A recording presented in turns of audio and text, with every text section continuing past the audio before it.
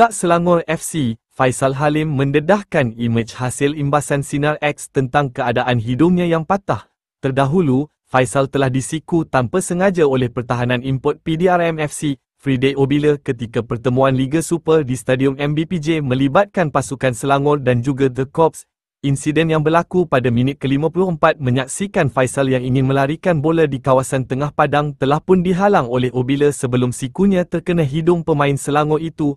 Oleh disebabkan itu, pengendali Selangor, Katsuhito Kinoshi bergegas membawa keluar Faisal Halim untuk mendapatkan rawatan lanjut di luar padang bersama doktor kelab. Selepas itu, perkembangan terkini menyaksikan Faisal Halim memuat naik 2 keping gambar di Instastory yang memaparkan keadaan hidung beliau secara luaran beserta juga hasil imbasan sinar X. Berdasarkan foto yang dimuat naik oleh Faisal, jelas kelihatan keadaan hidung beliau mengalami kecederaan fizikal ketara dengan luka kecil dan bahagian bawah yang memperlihatkan kesan lebam. Bukan itu sahaja, foto hasil imbasan sinar X yang dimuat naik oleh Faisal pada tengah malam menguatkan indikasi bahawa kecederaan ini membabitkan keretakan pada struktur tulang hidung.